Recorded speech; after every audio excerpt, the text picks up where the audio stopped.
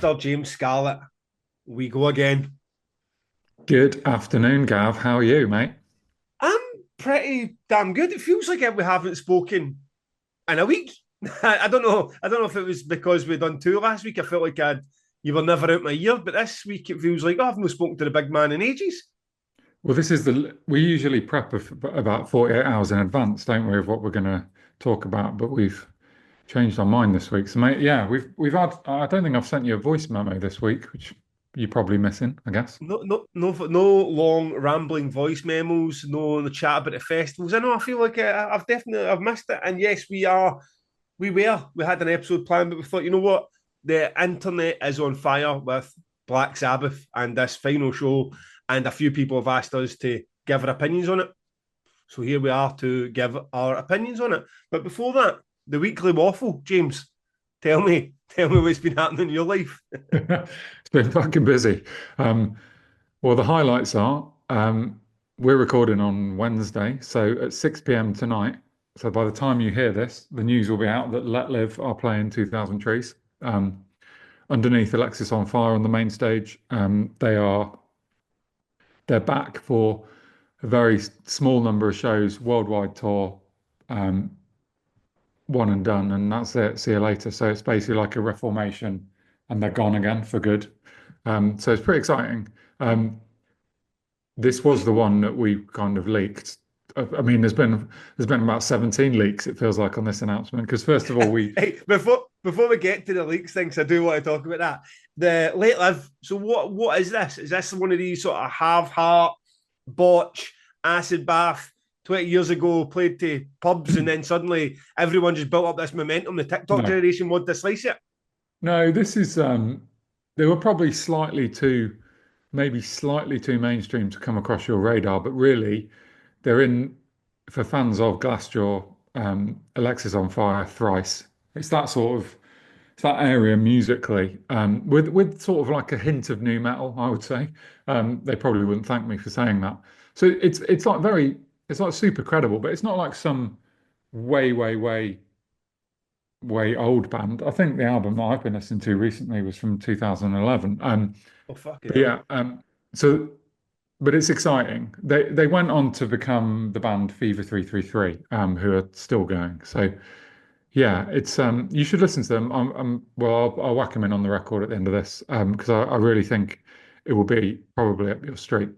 Yeah, but what I don't mean by that is like were they sort of, I don't know, like out there unknown or even as old as Botch. What I mean is like, were they big in 2011 and then they've went and done their own thing, or is this one of these ones where the hype has been built up in their absence, and that's why it's now like everyone's going. You know this band Title Fight? I've never heard it. I've never listened to the band Title Fight, but every time Outbreak announce anything, it's like it must be Title Fight. Where's Title Fight? Where's Title Fight? But Yeah. how is it that this band have become? It just builds up this sort of fever pitch. The same way again, Botch, Acid Bath, that people are just they're desperate to see this band, and as you say, when this goes out tonight, there's every chance it breaks internet. Yeah, I think it's more exciting because they've had some time off. And there's lots of bands. I talk about therapy quite often, and I'm like, if they'd split up when the Pixies split up, they'd be as big as the Pixies now. There is an element of like, if you carry on, keep going, releasing albums, releasing albums, releasing albums. So often people sort of get bored and you never get the kick. Whereas these bands that break up, it really does work, even whether or not it's a conscious career move or not, which I don't think it was for Let Live. It definitely works. But so the excitement levels will be high. I mean, it's very much. I regretted calling it an internet breaking thing because I think everyone thought it was like fucking Metallica playing it, at Trees. It's Biffy Clyro. I like the thing about the pod we have to accept is that it is just me and you chatting like we're in the pub. Yeah. So, I mean, it wasn't like I had some notes that said the internet will break. Make sure you mention that on the pod. I just fucking said it, didn't I? Someone else, unbeknownst to me, ripped it into a reel. I can't remember if that was if that was the Trees or Bry, but next thing you know, everyone's like, "What's this fucking? Yeah. Who's breaking the internet?" And it's one of those ones where you can't win after that point in that. It's like, oh, this would be the best announcement ever. For some folk, it just won't be. And it's like, aye, then it's a bit. Now, the leak at this point, I was definitely saving the Spotify chat for the tour. But here we are. I didn't know when we're going to give you announced. So let's go. First off with the Spotify chat. Explain to the listeners what the fuck happened there.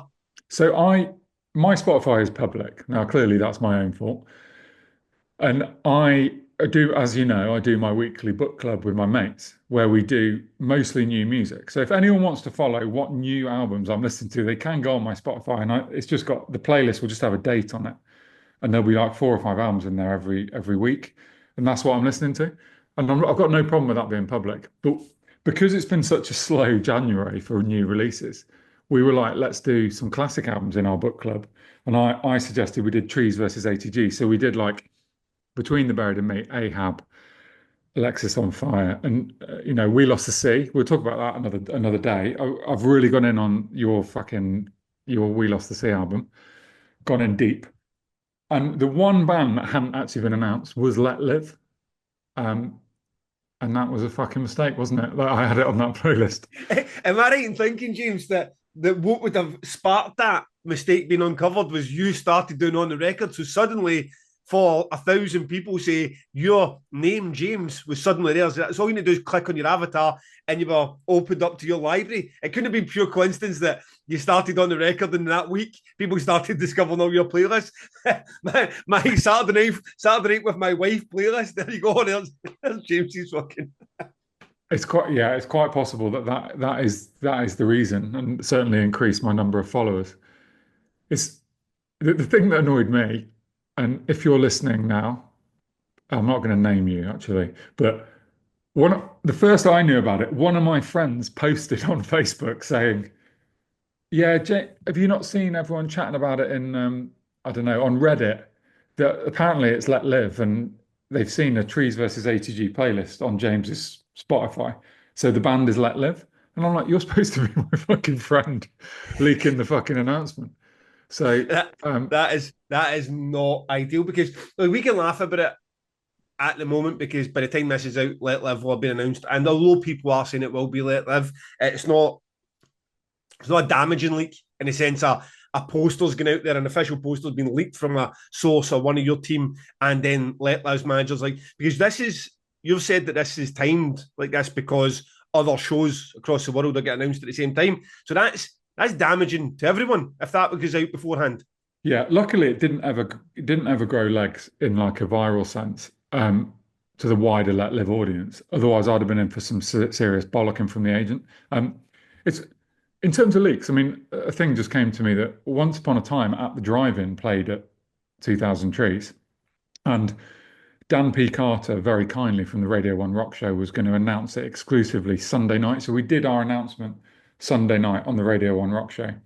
And periodically, Radio 1 used to do these exclusive festival announcements.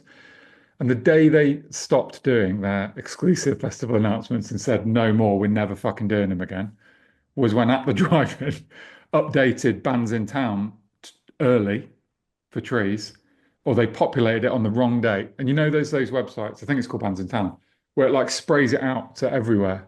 It's like in your Spotify listings and all sorts of places.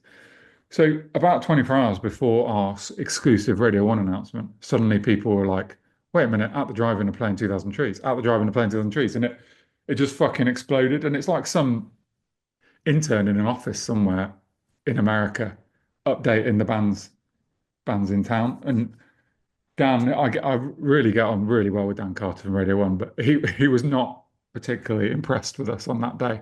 And because it took all the exclusive element out of it. So these leaks are fucking annoying. And I think people should think about, I don't want to get too serious, but independent festivals, they should think before they leak posters and leak. Everyone wants to be the first one to say it, but it doesn't really help your sales and marketing. Do you know what I mean? No, and fair play to the listeners of this podcast. We done the Trees exclusive or the Art Tangent exclusive an hour before. And within the first minute or two, I had said that Envy and Greenlung were going to be playing. So people had basically an hour to go and leak and be the ones to say, oh, I know first. And I didn't see much of that or any of that. So fair play to everyone who did listen and didn't use it as their opportunity to say, oh, look what I know and you don't. So or even better, the people who used it to say, oh, if you go and listen to the pod, you'll find this out, which was exactly the reason for doing it, to drive traffic towards the pod and give listeners of the pod something a bit fresh. So that was I totally agree that leaks are just a nuisance. And talking of something that's not a leak, but one of these bands in town thing, it just doesn't go away. And I hear about it. I never heard about it before I started this pod with you, but now I hear about it because the messages coming in of people who think they're discovering it. This fucking band, Thursday, always been connected somehow as playing Art Tangent or Trees. I mean, what's going on there? Is an intern in America just taking the piss and just putting Thursday in with your festivals every summer? Who knows? I mean, surely it's because the day of the week is Thursday, and someone has clicked the wrong button somewhere along the line. But apparently it's nothing at our end, so don't know. I have talked to Thursday for trees in the past, but it's never got really gone anywhere. So yeah, who knows? Don't know. Okay. And the talking, okay, let's keep on topic of trees then. You had an announcement, you put out some more bands. How did that go down? Yeah, 50 odd bands. Really great. Well on our way to sell out this year. So super happy for that. Wednesday lineup, I think, is a cracker at Trees. With a lot of the people we talked about on the pod, Unpeople, Vower, Panic Shack, Blood Command, the Meths, and Meryl Streak, your mate Meryl Streak. Twice? Yeah, so Meryl Streak, I don't think I ever actually told you this off air, but Meryl Streak is opening the main stage on the kneecap day. I just suddenly thought, actually, that would be really cool. That will be really cool. How early is opening the main stage at Trees? It's 11 a.m. Oh, right, okay. That's Yeah. a grab a curer on the way to stage day. And so he's playing the Wednesday also, so that'll be in the forest. Yeah, well, no. So he's playing in the. I don't know if you watched any bands in the Word stage the stage me and you were on. There's bands in there on the Wednesday. Of So course. there's a great lineup in there on the Wednesday actually this year. So yeah, Meryl Streep will be in there and then on the main stage. So it's pretty cool. So that Wednesday went down super well. There are a few tickets left for that, but not very, very few. That's not a fake sales warning. That's a fucking if you want to come Wednesday for Trees, then come buy a ticket now. There's a few like real success stories on that announcement, like Vukovi and Sprints. They're like, it's a great long Trees tradition of like, you've come in getting paid 200 quid and opening the smallest stage, and now you're headlining a second stage, or I think, well, the Sprints are headlining the second stage, Vukovi are like third from top on the main stage. So it's really nice. I love that sort of shit. We've done it over the years with tons of bands that we've talked about before, like Creeper. In fact, an agent rang me yesterday. He's a podcast listener, and he said to me, "Can my band?" Yeah, I won't name the band, but he was like, "Can we be the next one?" And I was like, "What do you mean?" And he's like, "We want to be the next Creeper, Vukovi, Sprints." He's like, "Look what we've done at Trees over. We want to be the next." It kind of warms my heart, that sort of shit. It's a bit cheesy, Yeah. but we're just like trying to take the British scene up to be alongside the Americans, if you know what I mean. I really Yeah. like that. Trees has I'm always in. done that. So yeah, it's good. It's been a really good week. In the Trees office, the main topic of conversation is this band called Baby Lasagna, Okay. who are they're a Eurovision band, but they're a rock band. Maybe I'll put them on the record at some point. It's very fun. They're basically playing late night in the forest. And my brother started off being like, saying to me, "What the fuck have you done? You've changed. Why are you booking bands like this?" And now they're like his favorite new band. So it's like it's almost too happy the music to like it, but once you're into it, it's fucking so catchy. So Yeah, yeah, so I mean, over the weekend, talking of keeping on the trees topic, I saw a picture of your six faces. So was there a sort of was that a get together, have a pint, or was it let's get some work done as well? I saw there was some sort of map on a table. Was that yeah, a trees debrief? yeah. So it it was it was part social and part work. We're usually a bit more heavy on the work, to be honest. It was quite social. It's the original six organizers, owners of Trees. And yeah, we had some nice food and some nice beers and wine, and we made some plans. We talked the main topic of conversation, if you remember last year at Trees, there was a lot of problem in build with the mud. and Trackway.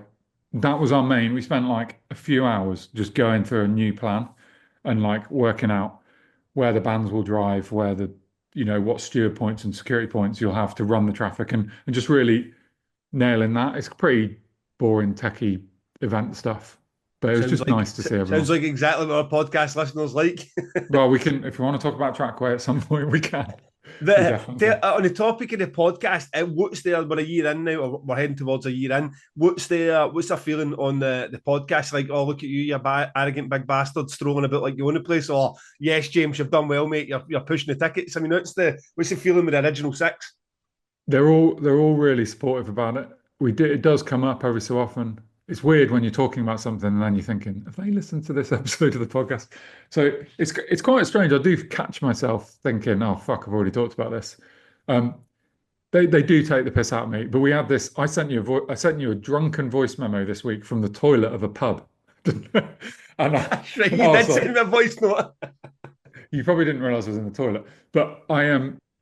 We were sat in a pub in Cheltenham, and this lady came over to us and said, "Do you run a podcast? Because my husband or boyfriend listens to you." And then he came over, and they hate all that shit because it's like the guy was really nice. I'm sorry, I can't remember his name. But I was like pained. So I was really trying to say these are the 2000 Trees organizers because it's a bit awkward because people recognize me from the podcast now, so they're like, "Oh yeah, love your Yeah. festival, love your podcast."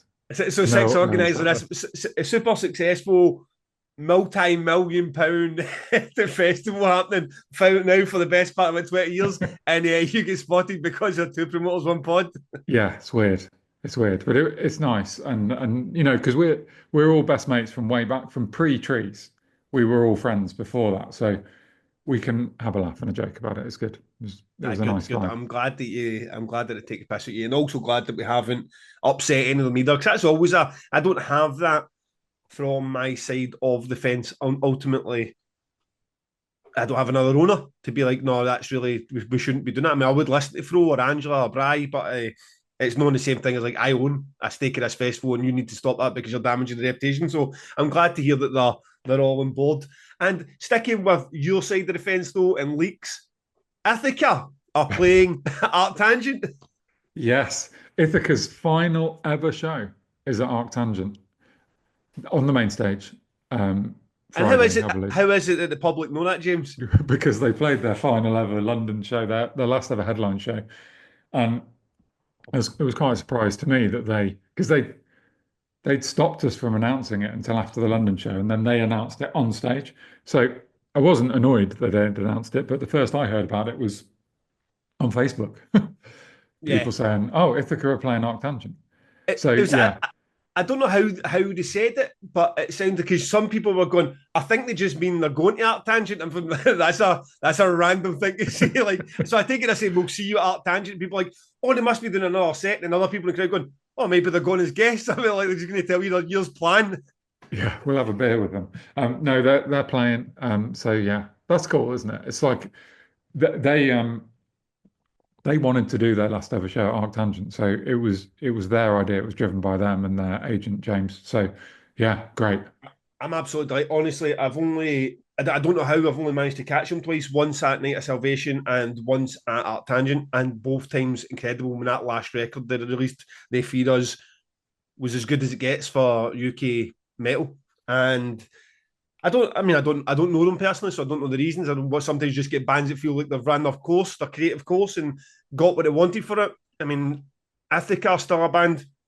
Unfortunately, like a lot of bands at that level, that will still be paying to be Ithaca. You know what I mean? They're not making enough from Yeah. shows to make any sort of salary. In fact, they're probably costing them money to be it. So sometimes just life gets in the way as well, and you've got other shit to do that's not going to cost you money. But either way, it's sad to see them go because incredible band, and delighted I get a chance to go and cut some shapes again with them at Art Tangent. Do not clash them with somebody great, James. I do not want to fall out in this podcast. Right? Make it one of your mad proggy experimental bands, and we'll just all go and have a lot of fun to Ithaca. Okay, deal.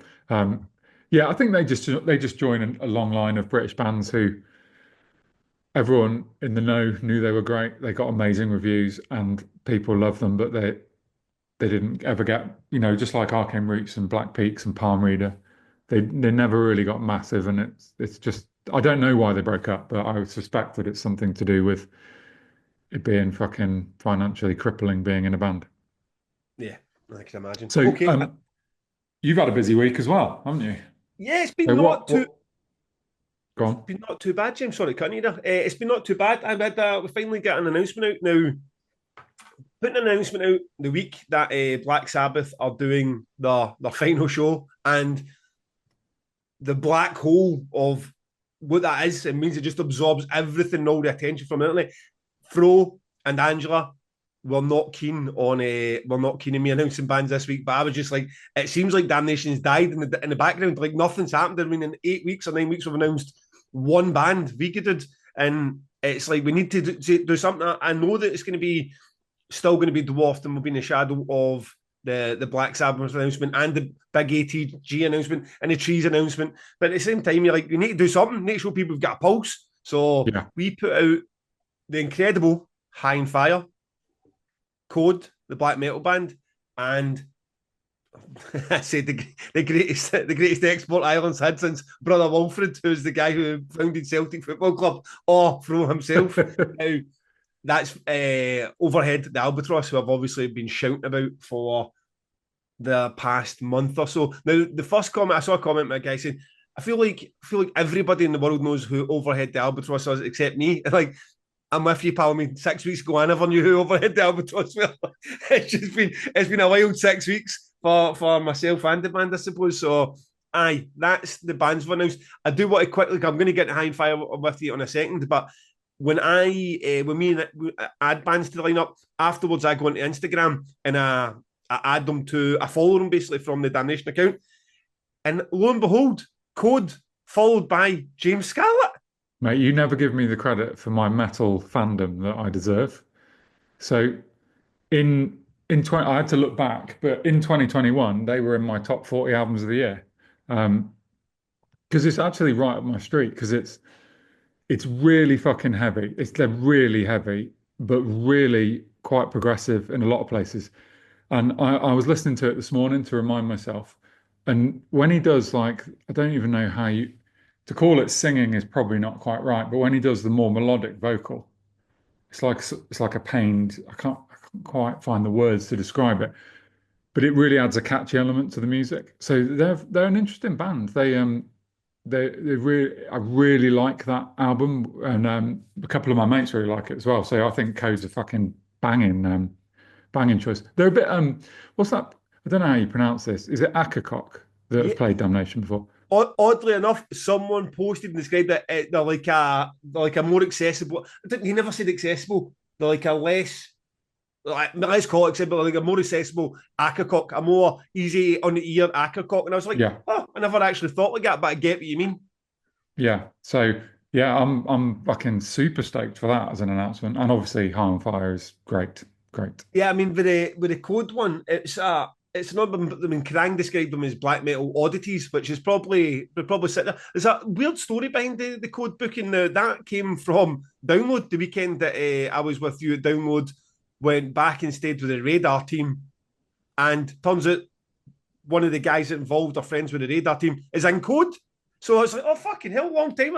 2014, we booked you guys. Where did you go? And went, one of us moved to New Zealand, and that was kind of the end of it. And I was like, well, if you ever fancy juking back over, then Damnation be, especially in the 25th anniversary, be great to have a rare UK black metal show. And he's like, okay, we'll see if we can make it happen. And between then and now, it's kind of been in the works. So glad to finally get that one over. And I knew it was one of those ones where you either get don't know them or did know them and were, as you say, super stoked to see them. So I'm well chuffed to make that one happen. It's a it's going to be a treat to see them live again, because I remember back in 2014, because even then it was a rare show when we had them. They never really played live that often anywhere. And then when I saw you on Instagram, I was like, I wonder if James sneakily had them in one of his art tangents somewhere down the line. But no, we never crossed No. paths. No, and I've only ever listened to them on that 2021 album. So yeah, I need to go back and discover some other stuff.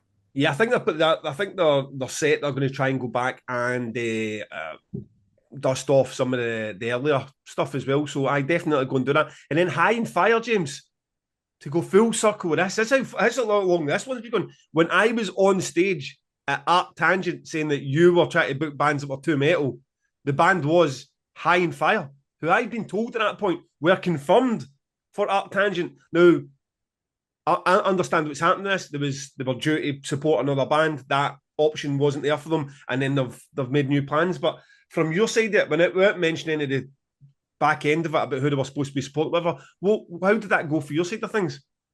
Well, so the agent. So I do think High on Fire fit Arctangent, but they're pretty straight in what they do. It's like Motorhead, but way heavier. That's how I think of High on Fire. Yeah, And it's just riffs and it's fucking pummeling. And I really like them as a band, and I feel like a lot of the Arctangent audience would like them or do already like them. So when the agent said to me they're gonna be around in August, I was like, yeah, let's fucking do it. And we went through, I think back in August, it looked like that was a done deal. And then it undid itself, and then it came back again. So at some point in like October, November, it was all back on the table again, and they were going to be playing Arctangent, but their whole European run fell through, and it was weird because me and you were very open with each other. We both knew that they were either going to do August or November, weren't they? And it yeah. was like, And you know what? This is an odd one, James, because this is back to the indie thing. This is not about a band preferring to do Art Tangent or Damnation or the money being better or any terms being better. This is like there's a third party issue happening, which is going to decide whether or not they will be in the touring period for your event, for my event, or none of them. yeah, In April or whatever, you know. So this is one of those ones where we're just sitting for a long time, really, just waiting to see if the third party section of the deal was going to make it so that it would be at Art Tangent, or without that third party if they would be coming across and doing the period for Damnation. So I delighted that when we had them play 10 years ago. I mean, I'll stick them, no surprise. I'll stick them in on the record and talk a wee bit more about them when we get to that. But just such a, as you say, pummeling. I mean, that guitar tone, and it just does stop. Such a good booking and so well received as I expected when it went out on Monday night. So I delighted, absolutely delighted. do you know what stage they'll be playing? Or is that a secret at this point? They'll go the Saturday main stage. It's you get some bands that I picked it. Like here's my fear, not my fear, but here's my thinking. Pig Destroyer would be the perfect second stage headliner, just because the extreme they blow the place away. But you get bands like Pig Destroyer and High and Fire that have got a broader appeal than just the extreme side or just the stone and the sludge. They just Yeah, attract more. There's more people just interested in checking out a band like Pig Destroyer. So without being the biggest band in the world, they're one of those bands at a festival always fill whatever room they're in. And if you yeah, put Pig Destroyer at the top end of the second stage, that room's just never managing it ever, because when they go on the main stage. But my problem with that is the main stage on the Saturday is so stacked and will be so stacked. Pig Destroyer are going to be fucking 2 or 3 up for the opening, and you're like, they're almost when the COVID year they were supposed to be headlining the entire event. So it's one of those ones where you need to I'd like to give Pig Destroyer more time on stage, but I would definitely prefer to have more fans being able to see them. yeah. I mean, look, High on Fire is the sort of band that if you're a fan of heavy music, you're going to want to go and watch it, aren't you? Because basically the sound they create. You said it a minute ago, like the tone of the guitar. It's just fucking it's what a metal guitar is supposed It to makes you sound like. It's smile. fucking great. It Yeah, makes you smile when nod your head. I had my old friend Tom Forbes who chips in every now and then with a comment about the podcast, and he's like, How's this band slipped past me?" And you're like, "They won a fucking Grammy." You know what I mean? It's like they're the Matt Pikes and them, the Guy for Sleep. They're a big deal, and but sometimes you just get these bands you know for a fact it's hard to dislike. High and Fire, it's one of those ones. It's just difficult to dislike that type of metal. It's so yeah. engaging and it's so much fun. So I delighted to have them on board after 10 years in another real party feel band. So it went down well. And Overhead to Albatross, what more can I say? Fucking it was a no-brainer. And at this point, James, I would say that would be my album of the year of 2024 if I had heard it in 2024. That's how much I fucking love that record. Awesome. That's amazing. Yeah, really good, really good. Be interesting to see how they cross into the Damnation world. Well, well, that's how they'll. And also, but by that point, everyone will have seen them at every other event in the UK, so maybe people will be a bit bored. So, aye, that's where we are with that. Weekly waffle, a nice bow. Now, caught up with the super sub, Mark Broadbent, for whatever reason, just completely missed his name. So he said, look, I'm not going to tie you up in any difficult circumstances. I would like Scorched Earth, Keep Me Longing as my track added to the on the record playlist. So James, if you could do that, I haven't had a chance Yep. to listen to it yet. I'll give it a listen to as well, Mark. Thank you very much for that. And Andrew Goodberry, who was picked last week, he said he saw Cold Bones at Arctangent 2018, and apparently they went in hiatus. This is no small ask. He would like you or me, but more likely you, to book Cold Bones again. So what's the likelihood of that, James? So he wants me to get a band back together for his But it's subscription. £4 a month. Okay. Well, we can try, I guess. Were they popular? I mean, I've heard they've done a placebo cover, didn't they? I seem to recall that band because they've done a placebo cover. Yeah, they went down really well. I mean, it's weird saying a band went down well at Arctangent because it's pretty rare that you see anything flop. So yeah, they were great. And I would have them back. So I don't Okay. I haven't been following what they're up to. So if they're not a band, that could be tricky. He doesn't want his monthly sub misspent if he can't get them back. So he also wants Cold Bones Collapse added to on the record, okay? Okie doke. Yeah, I can do And that. to bring us right back up to speed, picked from the Jar of Joy, anyone subbed on the Patreon or Ko-fi will be in this jar to be picked out to ask for whatever the hell you like. I mean, we can always say yes or no. Shoot your shot. Fran Swain, who I believe was the lovely lady who suggested we start a subscription based platform in August. So, Fran, you are this week's super sub. Hit us up with what you would like. Yeah, Frank can go for something slightly better than everyone else if it was their idea in the first Uh, place. well, Fran can. I also, but there's a slight sort of punishment that she suggested Kofi instead of. So Ah, she was sweet enough to say like, let's do that, and we are eternally grateful for everyone who's now supported us. But she sent us in the direction of Kofi. If she'd said Patreon, I'd have went to Patreon. So she did put us through some heartache of trying to deal with that. And I've noticed this week again, I'm not going to keep going on about it. Bunch more cancellations for the Kofi, I assume. So if you're listening and you've not had money taken out and you do want to subscribe, just go to Patreon and go through that. That platform seems flawless. So bash on there. James and I now have pelagic record subscription set up and now looking forward to receiving our first vinyl, and that is all paid for by you guys. So thank you. awesome. Yeah, thanks a lot. Right, should we talk about the news of the week? Sabbath, bloody Sabbath. Set the table for us, sir. Well, so Black Sabbath have announced that on Saturday, July the 5th at Villa Park, um, both Black Sabbath and Ozzy Osbourne will be playing a farewell show. So it's essentially Ozzy's being billed as Ozzy's last ever live show.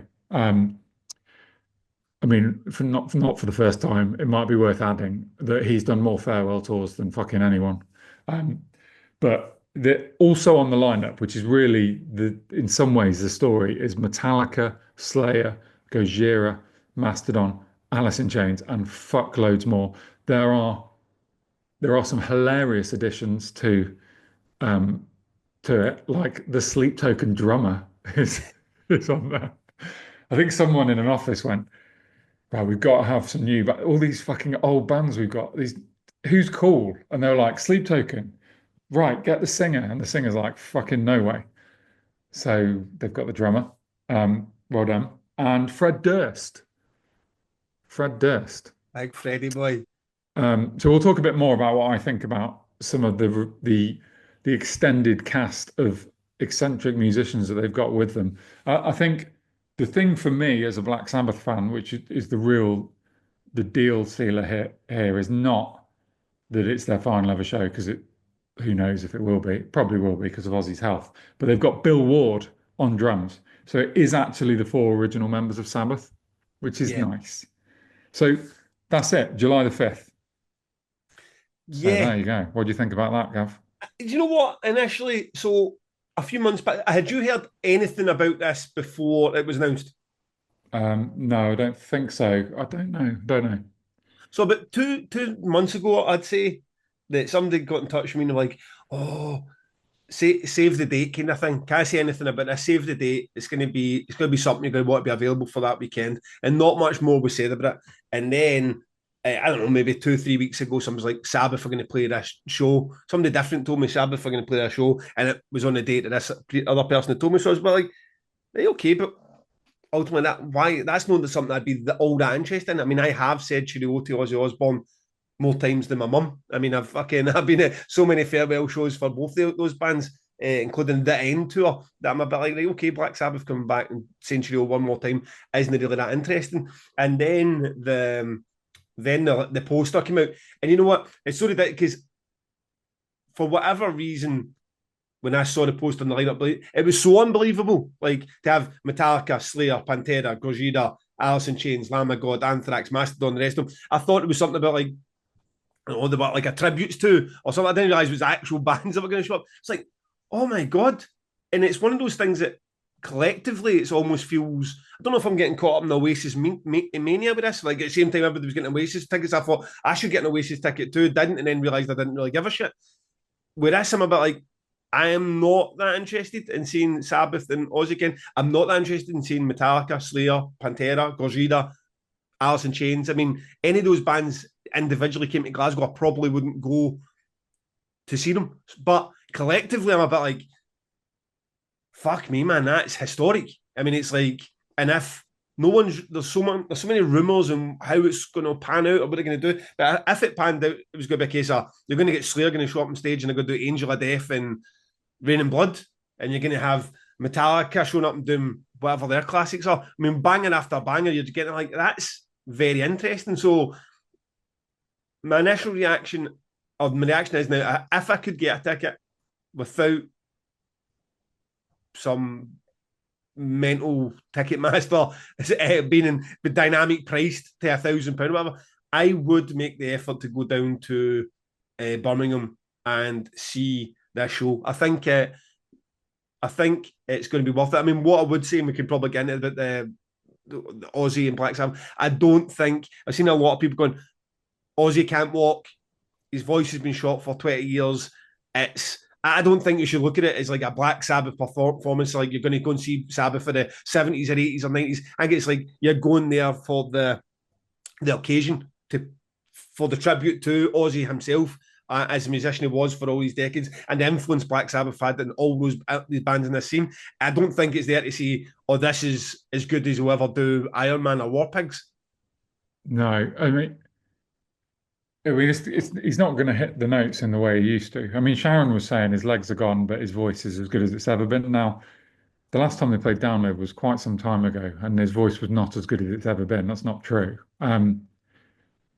I think I agree with you to a certain extent, but ultimately, this is all going to finish with, you know, Black Sabbath on stage with fucking James Hetfield with his arm around Fred Durst. They'll all be singing in the background, and they'll be playing Black Sabbath will be playing Paranoid. So you've got to hope that Ozzy is not too much of a passenger in that. Do you know what I mean? That he can still give it the let's go fucking crazy and give it a bit of the beans. I hope he Yeah, can. But I mean, anything negative I say, I want it to be understood that I'm obscenely jealous of anyone going to this. I can't go because it's the Saturday before Trees. I will be putting up fencing with about 50 other people, and I'm leading that team. And my cousin got married on the Saturday before Trees, and I didn't go. That's the level of the Saturday before Trees for me. There's nothing. It's pretty hard to imagine not being there. I can't not be there. yeah, But so I do really want to go. But I think the exciting bit is what the fuck does the rest of the day look like? And I probably mentioned before on the podcast, I fucking love the Freddie Mercury tribute gig, which I wasn't at. I was about 12 years old, 14 years old. I had the video and I watched it over and over and over again. Um, and it was basically like, I mean, obviously Freddie Mercury was dead, so he wasn't there. But it had lots and lots of different people playing Queen songs. And it was like literally like Axl Rose and Elton John did a duet to We Will Rock You. Now that can either be fucking terrible or brilliant, Yeah, but it was brilliant.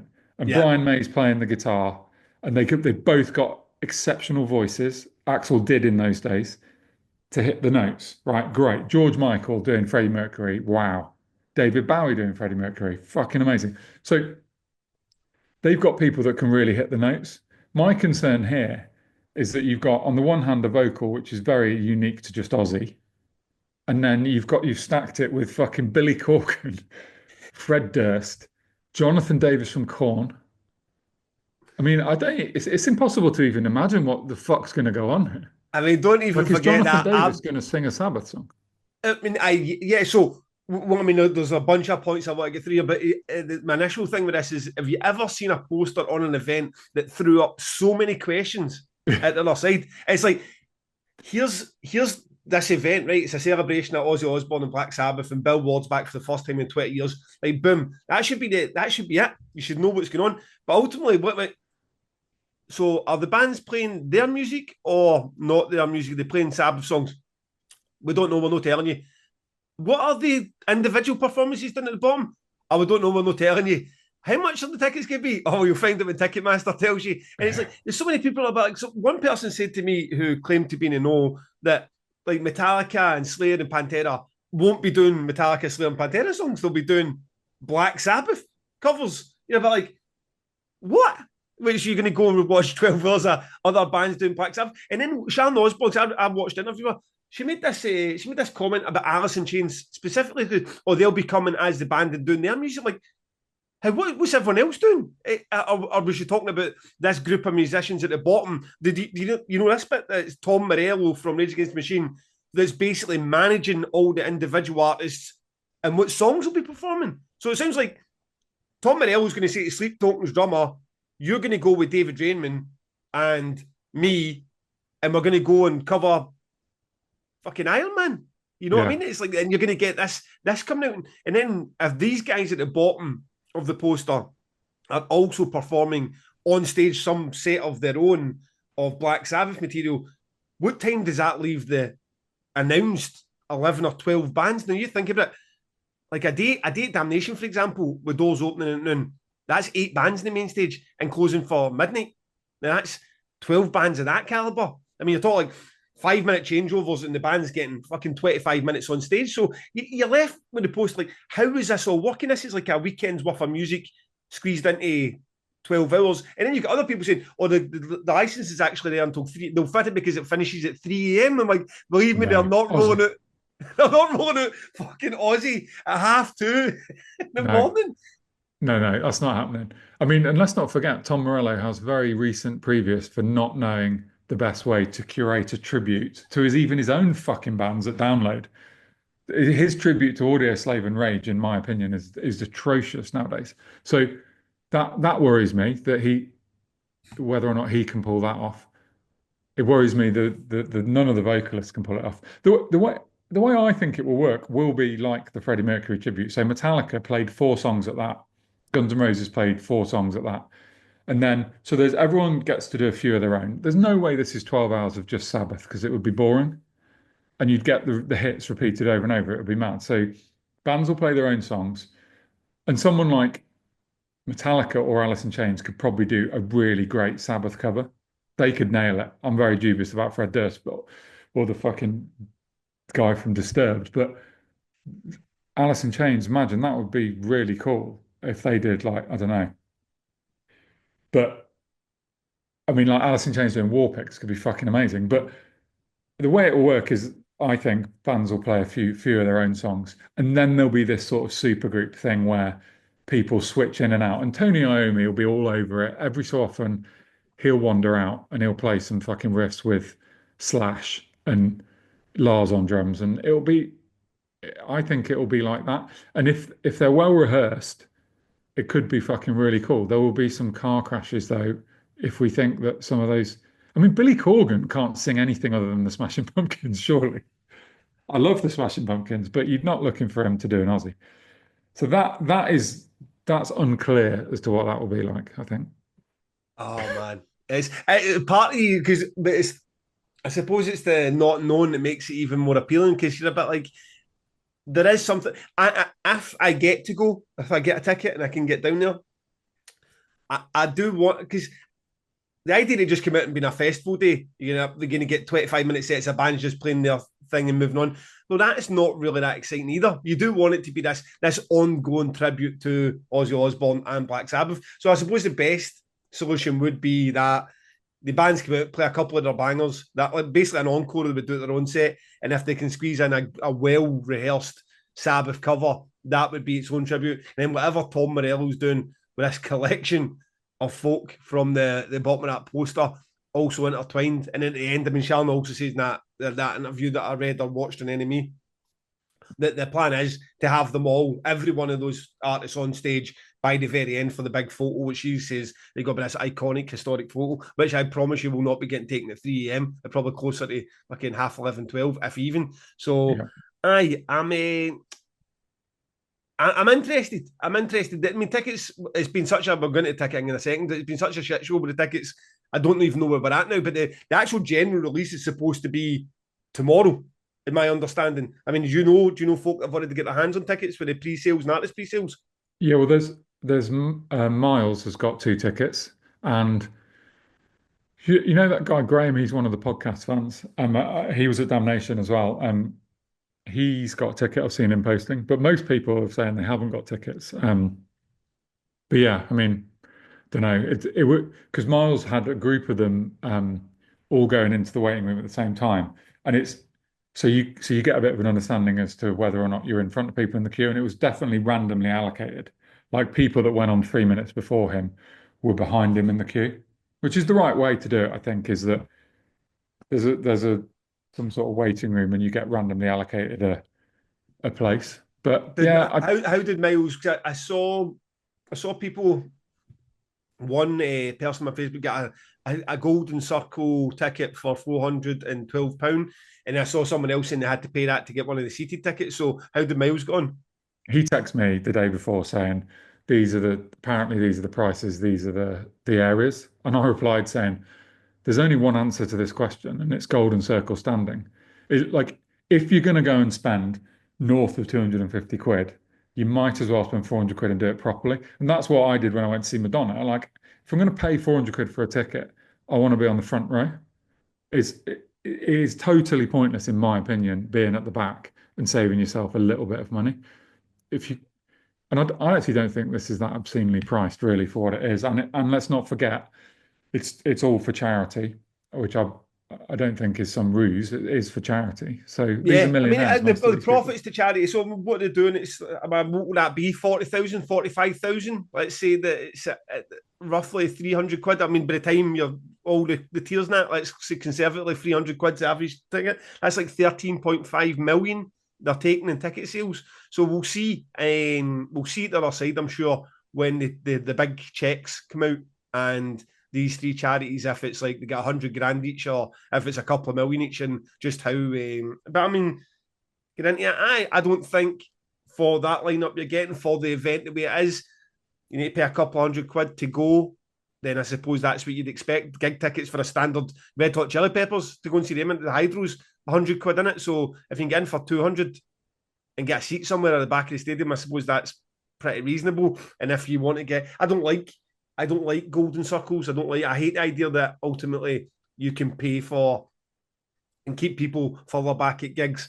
But ultimately, if they're doing that, 400 quid to get into that section, I think the pissers the ones that people paying the 417 quid, and then it was like another tier that was like 2,000. It was like stage exit, stage side or something. So hopefully there isn't like a circle within the golden circle where people get in the front row, because that's another kick in the teeth.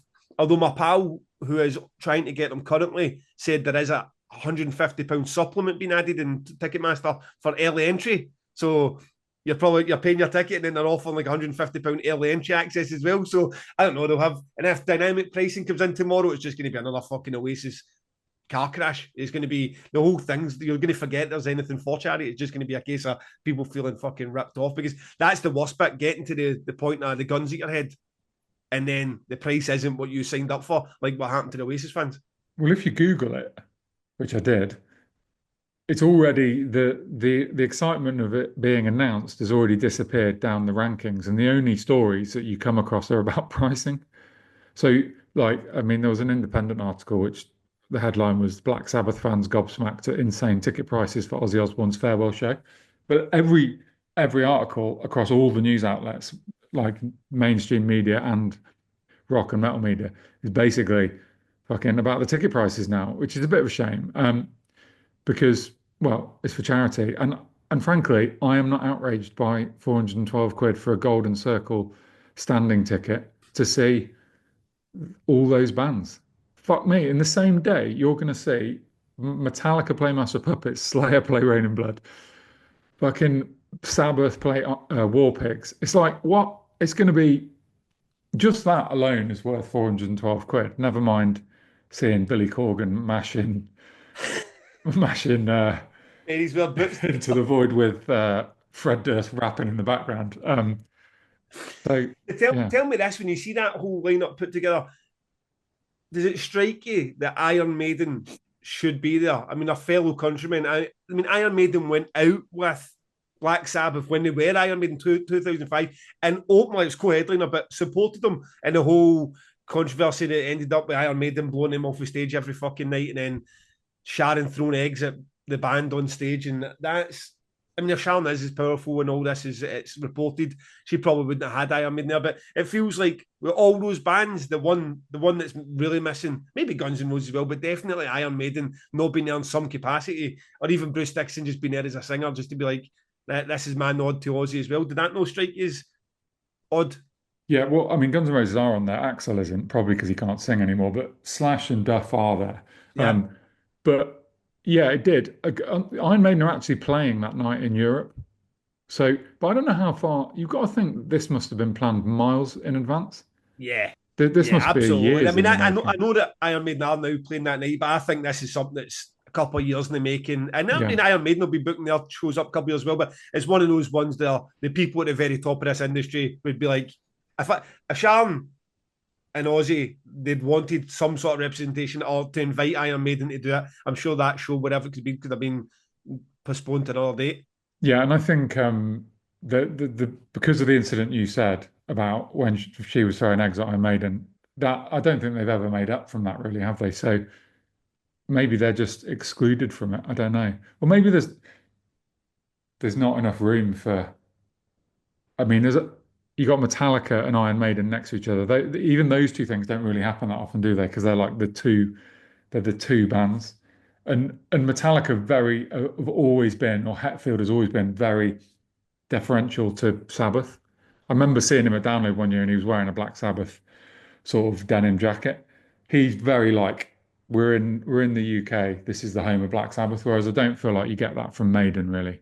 Um, Yeah, yeah, maybe. I mean, I don't know in the background, but just do you remember the Sonosphere? The Sonosphere had Metallica and Iron Maiden, and Black Sabbath were playing the Friday in fucking London, the British summertime one, and it was right. like it ended up being a project, but it looked to all intents and purposes for a period of time we were going to have Black Sabbath, Metallica, and Iron Maiden. And like, I'm not one of the guys. I don't worship those bands, but that would have been a moment in time at a festival. Like, I am going to see the big three. This is it. I mean, this is beyond your Guns and Roses and your Tools, the rest of it. Those three in a row, and it always sat with me. We end up getting the Prodigy, which is great. Love the Prodigy, but I mean, Black Sabbath, Iron Maiden, and Metallica playing that same weekend, and Black Sabbath being in a different fucking city will always just be like, it should have been one of those ones I post on your wall somewhere that was the weekend I saw something you'll never see again. And I don't know if Yeah. they ever did at any point play all three bands at the same event.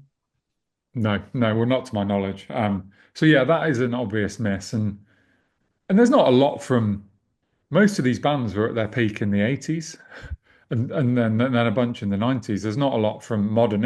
I mean, I think the Ghost lead singer, whatever his latest name is their Sleep Token drummer.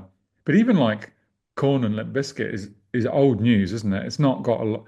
It's not that much No, there's not fresh a lot. But news. then I don't know. I'd feel the one name that really sticks out for me in the band's performing is Hailstorm. And I don't know if you noticed there was a bit of Bolly Cabirin in there. The very first poster that came out, Hailstorm were here and Alice in Chains were here. And then very quickly it came out and they were switched. So even in Ozzy's farewell, some charity gig, there's some agent going, oh, Alice in Chains are more historic than Hailstorm. So they seemed, I mean, I don't think Hailstorm were a brand new band either, but they definitely sit oddly in that lineup of Metallica, Slayer, Pantera, Alice in Chains, Ozzy, and so on. So, if I can get tickets for it and get down, I would like to be there. It's the same night as Alanis Morissette is doing Jagged Little Pill in Glasgow, so that's going to be. I mean, Which if I'm ironically, there, you probably like that more than Metallica and Sabbath. So I checked just before I came on, and that's actually sold out. Looks like it's sold out in Glasgow, so maybe I'll be forced to have to go to Birmingham and do this instead. so The you'd be able to blag yourself a ticket for that. There's no blagging for this Sabbath show. I can't see that there'll be any guest list for anyone unless you're someone more important than me and you. Aye, oh well, I don't suppose that's very difficult, but aye, I'm sure the guest list will be limited, and most folk will be paying for it. There's two. It's odd from a promoter's point of view when you see something like this for two very different reasons. Firstly, finances and money. Now, I've said in this podcast that it's not about having money or not having money. The point is when Hellfest tickets go on sale for their €400 and you know you need to get them that day, or the Oasis ticket that day, you find it by hook or by crook, you go and you get it. So when that same person is then saying to you about your instalment fees, like they're not going to get their ticket until the end of the month because you made your instalment £15 instead of 10, it sits here a wee bit like, and I noticed a few people comment like, oh, I can't wait to hear Gav's opinion on the price of these tickets. The price of these tickets to me is fair, and also the price you charge whatever you want to charge. If you can sell tickets for that, I don't have any problems with that sense of, if you feel you can get money for a service or a performance, you want to charge for it, that's fine. My issue is always like pretending at a festival like Damnation or like Tangent or Trees that you can't get to the end of the month, and publicly saying that online, and then being the same person that the following day goes and spends £450 for a Black Sabbath ticket. It's not the same thing. Just say that you want one more than other. That's fine. I totally understand that, but pretending it's not about what you want more than other, it's just the fact you can't afford it. It's a bit, I'm like, it's not true. It's not true in the sense of when push comes to the shove, the same person with that same amount of income finds the money for the Hellfest ticket, or finds the money for the Oasis ticket, or finds the money for the Sabbath ticket. I don't know, is that something you agree or disagree with or don't even notice? Yeah, I mean, well, it's tricky, isn't it? Because I feel a bit awkward about saying it's not expensive because I had a few friends who were getting shit off people being like, oh, you must be rich if you can afford to go to this. And I get that some people haven't got any spare income, but I do agree that, I mean, I would rather go to a festival than go on holiday. So, Yeah. everyone has a certain amount of disposable income. Well, I suppose some people have none, but if you've got X amount of disposable income, you get to choose where you Yeah, spend and, it, and don't I you? don't even want that confusion about being skint or no skin. And what I'm saying is, like, if you don't have any money to get, it makes no difference whether something's a tenner or a grand. If you don't have the tenner, you don't have the tenner. That is not my point. I'm not saying everybody's sitting in a wad of cash. What I'm saying is the same person who's telling you they don't have the money often does. So they're Yeah. telling you, oh, if you made the installments a bit easier, or I can't get that extra £5. That person that sent you I'm like, okay, fair enough. But then when they've got an extra £400 when the Hellfest ticket drops, it feels just a bit disingenuous. Like when the real answer is, what I'm a big enough boy to hear is, your event isn't important enough. It's not. It's not like I know that I'll get my Damnation ticket in 3 months. Just let that be the answer. Maybe it's a bit rude to say, "Oh, by the way, it's just not exciting." But I can hear that answer, and it just, I know it's the honest one rather than, if it was a fiver cheaper, or your booking fees too much. I mean, I know, like, get the shit sometimes you take for the booking fees that you don't even control, and then you're like, fucking booking fees, and this will be astronomical. So, that was my last second. That was my second last point. My last point is, if you have put Bloodstock, Damnation, any other event through the ringer for Pantera, for Phil Anselmo, for Tack, for McGrath, or whatever, and then you're happily going and paying your money for this, or you're happily going to see Motley Crue, then you should really look yourself in the mirror and be like, did I just do that for social media love hearts? Because you can't just pick the side. There's been a lot of that as well. I've seen people that are willing to go and tear Bloodstock a new arsehole who are like, so I'm like, oh yes, I can't wait to go and see my fucking Back to the Beginning show that features David Draymond and Pantera. So it's a bit like, if you're going to stick with something morally, stick with it. Don't just change your mind when it gets. I've seen a couple of people that are like, well, I distinctly remember you giving Festival X, Y, or Z a lot of shit when a band that you didn't think were morally upright were booked, and now you're quite willing to look the other way. I mean, it can't just be because when it suits you. So, aye, that's my 2 wee Gav putting off points on it. You obviously felt you got away with upsetting the entirety of the vegan population of the world last week, so you're going in on a fucking but I think it's a good point. I mean, although just coming back to my point about the random singers, they probably thought Big Racist Phil is the only fucking guy who can fucking sing like Ozzy. Let's get him. We best get him. We've got to get him. Because but surely David, it was a choice for David Draymond, surely. I mean, the guy's fucking writing his name on the side of bombs. No, I mean, it's like, come on. Like you could probably you could have gone out, and plus, at least Phil Anselmo and Pantera have written some decent music and people like them. I mean, who the fuck wants to see Disturbed? Is that what he did? He wrote his name on the side of bombs. Aye, so it was part of this whole bit like bombing Palestine. I'm pretty sure there was a Twitter picture of him writing his name on the side of like bombing the side of Gaza. You're just like, listen, you can have a certain. Honestly, I'm not getting into that discussion, but those bombs are killing people. You do not need to be fucking sat there posing with a smile on your face to do it. No. And your band's shit as well. So, and weirdly enough, that's not even the worst thing he's ever done. No. Me and my dad have an annual argument about their cover of The Sound of Silence. Fuck me. Yeah. So, wow, I didn't see it going there. I mean, the last thing I was going to say is I think the production, just to come back to a point you made about 20 minutes ago, I think the production will be fascinating because if you remember Live Aid, what they did is, because this was way before modern technology, and they had just a revolving stage, which they built a bespoke stage. So Alice in Chains are on stage, and then they finish and they just revolve it, and Metallica are fucking stood there and they're ready to go, and it's all set up and line checked and bang. And there will be very little gaps between the music. This is going to be 12 hours of music, I think. I don't really know how they'll do it. And presumably everyone's volunteering their equipment and time and all sorts for the charity bit. So it's going to be fucking cool. I like the idea of seeing something that is a one-off. And although these reunion tours are never one-offs, this is going to be a once-only thing. So, for anyone who's going, I'm fucking jealous. Okay. Well, there you have it. That is our opinions on Back to the Beginning by Black Sabbath. Hope you get a ticket. Hope you enjoy it. Throw some eggs at David Draymond. Lovely stuff. Did you know that the Arctangent app is in the world? It exists. It's on people's phones. Did you know this? Well, I mean, on people's phones, as in like people who have got a secret link at the minute, making sure that everything's fine, or out there to the public? It's the public, mate. As of this morning, it's out there. It's in the world. As of Wednesday morning, people have got it. I saw someone post in today saying it's great. Have you announced it? Have you announced it's out there? Or is this a sort of soft launch to make sure that there's no glitches? No, I think we've just announced it this morning. So yeah. Fucking brilliant. Because there won't be any glitches. You know why? Because it's produced by Meliora. And those guys are fucking top draw. So I'm glad it is finally here. I am looking forward to seeing it. I'm looking forward to seeing what you guys do with it. I'm right in thinking at the moment, if I download that, I will see my Wednesday Clash Finder. You will see your Wednesday Clash Finder with your 3 stages on the Wednesday. So you can go and see how that's all going to work. And you can click on the bands, read a bit about them. You can select which ones you want to watch. It's it's a soft launch because we don't have the full Clash Finder yet, but it's it's great. That's pretty exciting in itself to download it and get the Clash Finder on set. At this point, so many months out, and still have a bit like, oh, this is how my Wednesday goes. Fucking people love a Clash Finder when it's not cruel People like a clash finder. When your two favourite bands aren't clashing, it's a bit of fun to go through your day and then start listening. So I will do that after I come off this. I'm sure it will look fantastic.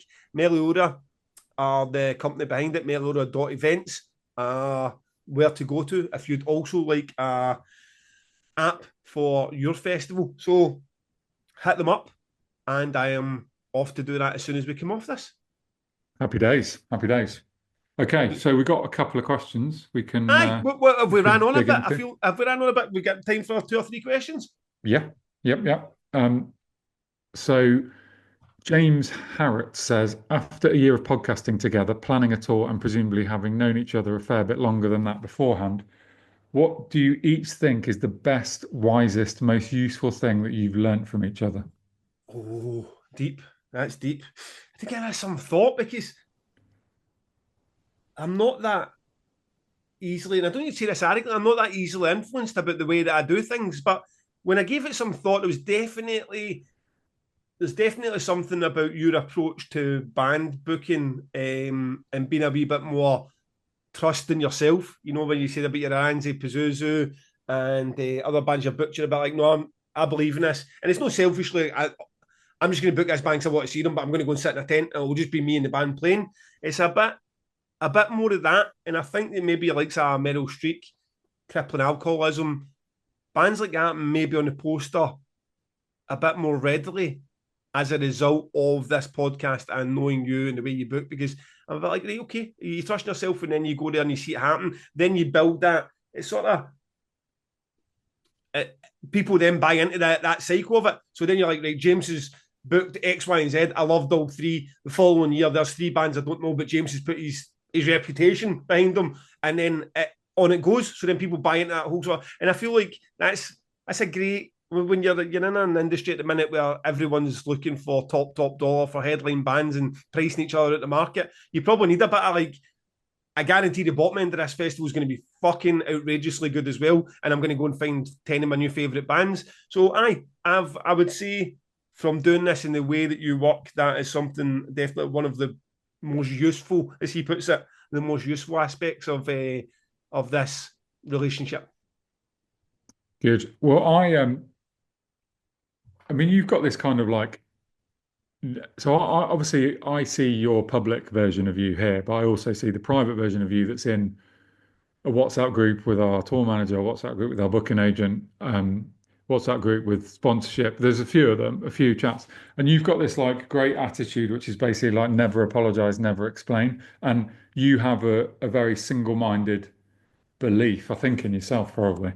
And basically, you don't like people telling you how to do your job, and I quite like that. So I've seen Hayden try and tell you how to sell tickets for a show, and you're like, don't fucking tell me how to sell tickets. I've seen Begley, as the tour manager, try and tell you how to structure a live show when you're on stage, and you're like, what? And I like the fact that you don't really seem to question your own beliefs. You're very fucking like single-minded, and like sometimes I I kind of want to be more like that, because I like the fact that you just like things just hit you and they bounce off you. You're like, no, he's wrong. This is how I do it. Do you know what I mean? Yeah, I'll take it. I mean, it's. I hope that's. I hope it's not. It doesn't come from a place of arrogance, and it comes from a place of like. Sometimes you get into a lot of these things. Like we both done it at the start. Then we went into a festival environment we didn't know, and how many people tell you you're doing it wrong? How many people tell you it's going to be a failure? Almost everyone. Almost everyone tells you don't do it, and at some point you need to go like, if I don't trust my own instincts a bit, then I'll just get nowhere, or I'll just be fucking covered in self doubt the whole time. So I mean, I do have. I mean, I wish things did just ping off me the way you say. I think by the time I present it back to the world, it looks like that. It doesn't. It stabs you right in the shoulder, and I fucking contemplate it for a couple of hours, and then go back and say, "No, I disagree. We're going to do it this way anyway." But I appreciate that. Good, good. It was actually merch that Begley was because obviously Bosk he's like the master merch guy, but you're the festival merch guy and you run Damnation clothing. So Yeah. it's like a meeting of merch minds that I'm sort of like. Yeah, and it's like because we would work and we do work well together as well, because he has the data and experience, so he's got that side, and he's also done, like, he created a lot of stuff for Bosk, sold a lot of shit, a lot of merch for Bosk as well. But at the same time, I'm a bit like, Yeah, I've also done that for 20 years in a sense from Damnation's point of view. And I've now done it for a year from Two Promoters, One Pod's point of view. And we've been successful with it. We have sold out batches of towels and t-shirts and that. So I'm looking forward to working with them. And also, I quite like strong voices. I quite like people to push back, and if, whether I agree or disagree, I do take it on board. So, I'm looking forward to working with both Hayden and Tom in the future, and hopefully they'll say the same for me. So, Tom knows, light-hearted question for you. Hope it tickles your creative juices. I have a band themed tattoo, combined 4 band logos: Avenged Sevenfold, Korn, Slipknot, and Cancer Bats. Fuck me. If you guys were to get a band themed tattoo, what would you get and where would you get it? Can I just say off the bat, if I had an Avenged Sevenfold tattoo in my arm, I would get Harold Shipman, Katie Hopkins, and fucking King Charles's face to cover it up.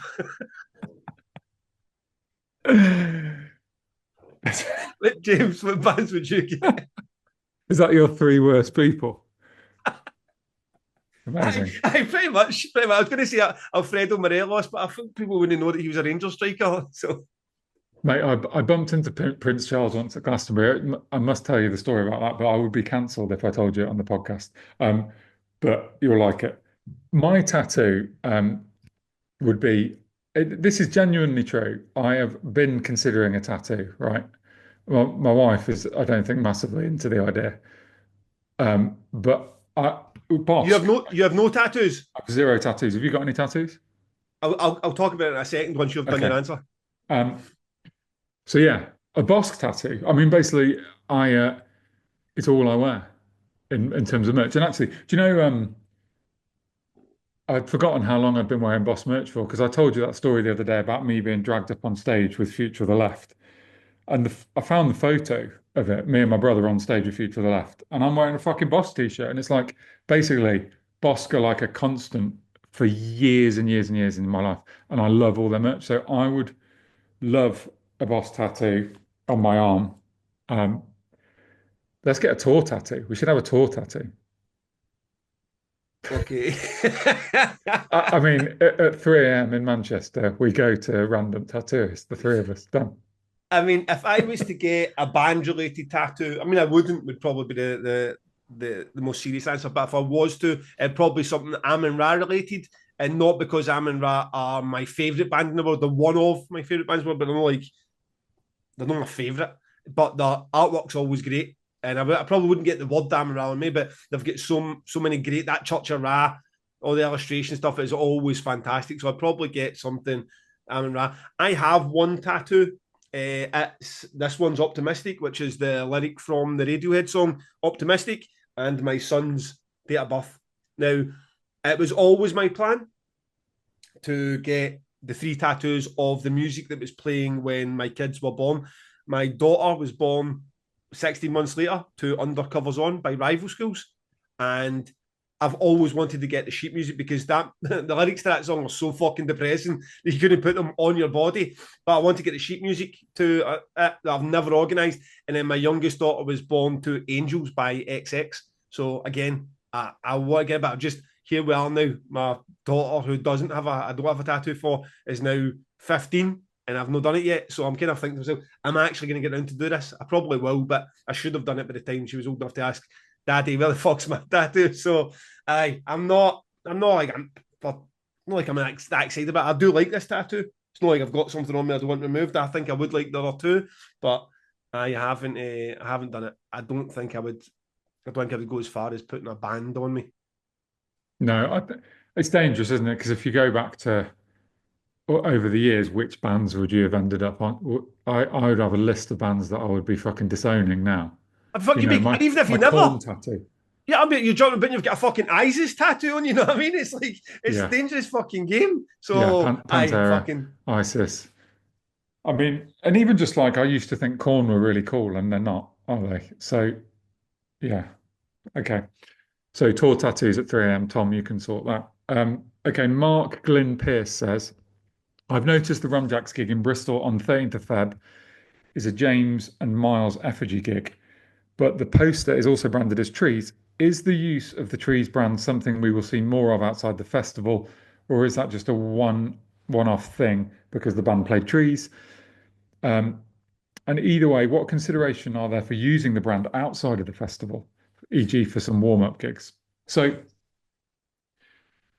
I mean, basically, all the gigs that I do with Miles in Bristol are through his company Effigy, and all of those gigs that I'm involved with are either a Trees or an ATG brand, almost always. And on all of those posters is either the Trees logo or the ATG logo. Now, I think this is quite a niche point in a way because it has a small benefit to the festivals in sort of expanding the brand and people seeing it more often, and it has a small benefit to effigy of being associated with the festivals. But really, the festivals don't need effigy, and the effigy doesn't need the festivals. So I don't think it's a big thing. It just happens that it is basically a co promote between me and Miles, and the Rumjacks are a Trees band.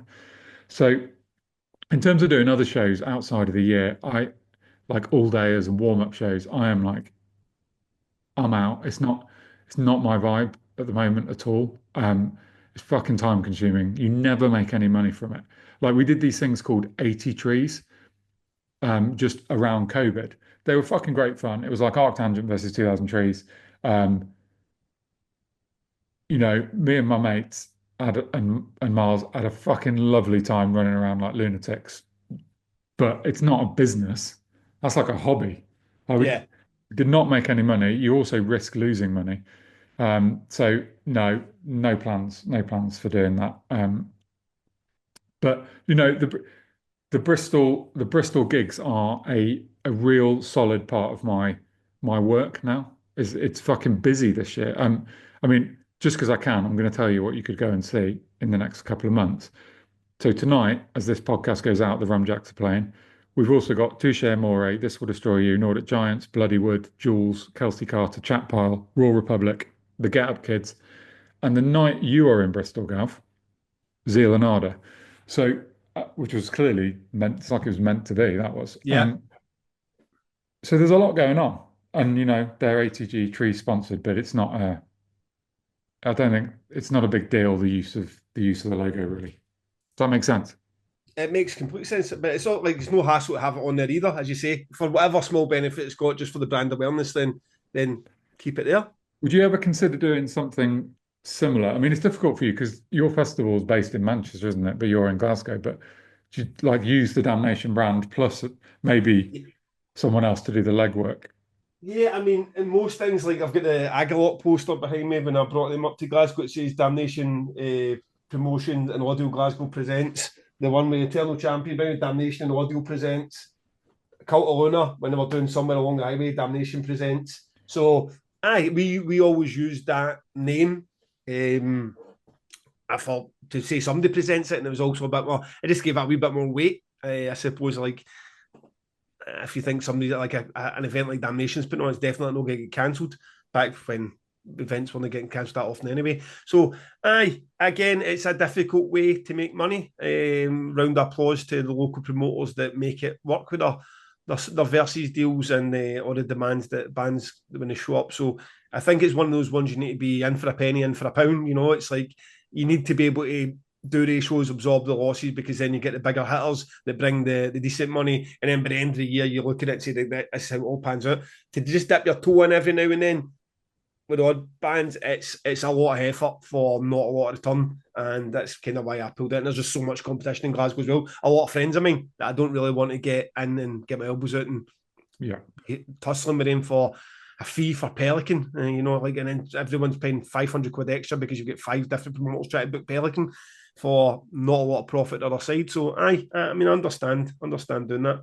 The final question, another light-hearted one. Tell you picked the questions this week. Like me, get me out the weeds of fucking racism and gender balancing. Pete Gillespie, on the back of your exclusive kids DJ scandal, what tracks are you dropping to close your set?